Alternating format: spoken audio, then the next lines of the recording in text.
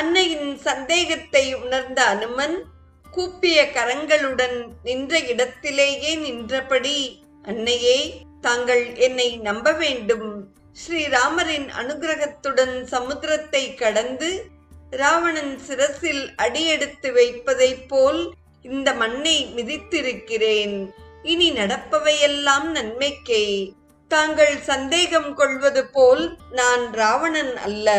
தாங்கள் இருக்கும் நிலையில் யாரை நம்புவது என்ற குழப்பம் இருப்பது இயற்கைதான்.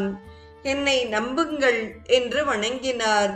சந்தேகம் சிறிது குறைந்தாலும் திரும்பவும் அனுமனிடம், என் நாதனுக்கும் உனக்கும் எப்படி பரிச்சயம் ஏற்பட்டது?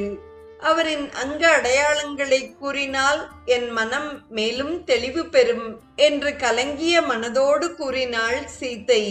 அன்னையே, தங்களின் சந்தேகத்தை போக்க வேண்டியது என் கடமை. ஸ்ரீராமர் தங்களை தேடி வரும் வழியில் சுக்ரீவனை சந்தித்தார். நான் சுக்ரீவனின் மந்திரி. தங்களை ராவணன் அபகரித்து செல்கையில் தாங்கள் எரிந்த ஆபரணங்களை முட்டையாக கட்டி நான் தான் சுக்ரீவனிடம் கொடுத்திருந்தேன். அதை சுக்ரீவன் ராமரிடம் காட்டிய போது அவரடைந்த மகிழ்ச்சிக்கு அளவே இல்லை, எல்லையே இல்லை. அதை பார்த்து கண்ணீர் வடித்தார்.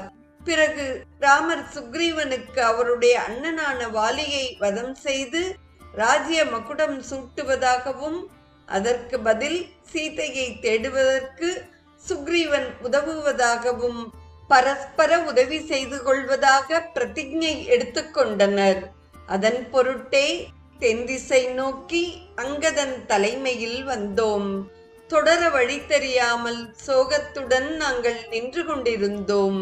சீதையை கண்டுபிடிக்காமல் திரும்பி போய் சுக்ரீவன் கையால் உயிரிழப்பதை விட வடக்கிருந்து உயிர் விடுவது மேல் என்று தர்பையை பரப்பி அதன் மேல் உட்கார்ந்தபடி உயிர்விட தீர்மானித்தன வானரங்கள்.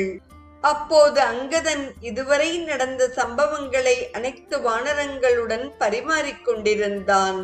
சீதையை தூக்கிச் சென்றது ஜட்டாயு ராவணனுடன் சீதையை காப்பாற்றுவதற்காக போரிட்டு மடிந்தது என்பதை பற்றியெல்லாம் பிரலாபித்துக் கொண்டிருந்தான்.